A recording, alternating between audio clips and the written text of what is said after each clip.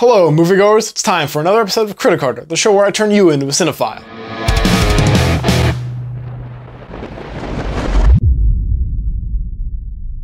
We just got back from a screening of the new film, The Girl with the Dragon Tattoo. In English! This film was directed by David Fincher, written by Stieg Larsson, and stars Daniel Craig, Rooney Mara, Christopher Plummer, Stellan Skarsgard, and Robin Wright. This film follows a journalist recently convicted of libel as he investigates a mysterious death of a girl 50 years ago with the aid of an intrepid young computer hacker with a dark past of her own. As soon as the first frame of this movie hit my eyes, it grabbed me around the neck and refused to let go. It has a phenomenal opening title sequence, which I can't even begin to describe visually, but it's set to an amazing cover of the Immigrant Song from Karen O. So just right off the bat, it engages you in a way that the average title sequence has no hope of doing.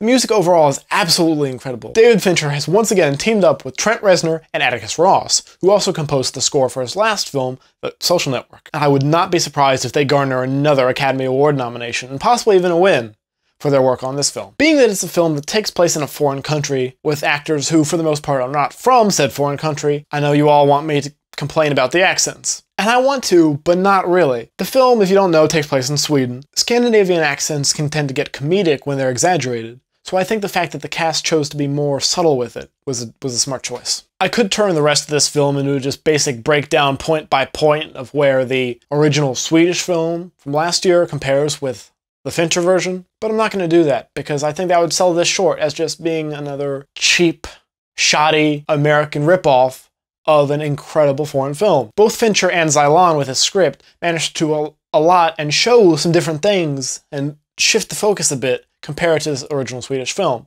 Not that I'm knocking the Swedish film. This is one of those rare cases that I'm going to go on the record and say both the original film and this version have their merits. David Fincher might even have made a better film than the original one. Obviously, because it's a film based on a book to begin with, there's only so much that can be done with the plot, which tends to get intricate because it focuses around a large family. So it's hard to kind of keep track between how he's related to her and she's related to this other guy and, you know, how everyone has been interacting for the past 50 years that the whole thing's been going on.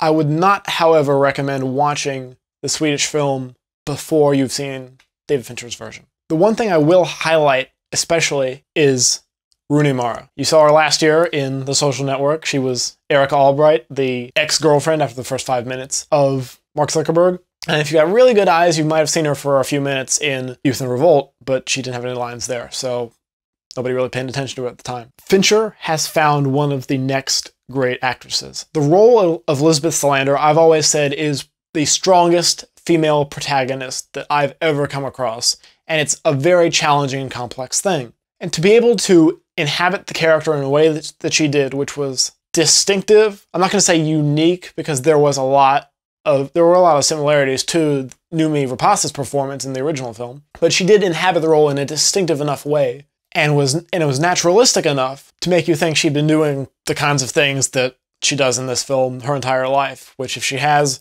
I'd be a little scared. I'm really excited to see what she ends up doing in the other two films if they get made. Fingers crossed, and as well as any other future projects that she has down the line. I think that her Golden Globe nomination for this role is more than justified, and I would be very surprised if she doesn't end up getting an Oscar nomination as well. I will warn that the movie is very graphic compared to what you're probably used to seeing on the big screen at your local theater. There's a bit of gore, and there's also some sexually violent content. I'll leave it at that, so if that's not your cup of tea, I would say don't rush out and see this film. In light of that, I'm going to give it 4.5 out of 5 genius goth hackers. I don't know what else to say about it. It's a remarkable feat. Fincher has yet to disappoint me. This will be my last video. Professionalism. It's good. I've decided this will be my last video before the end of the year. So happy holidays to you and all your families, whatever it is that you celebrate. Merry Christmas, Happy Hanukkah, have a joyous Kwanzaa, anything else that I might be forgetting. Saturnalia, if that's your cup of tea. Enjoy your holidays, whatever they may be.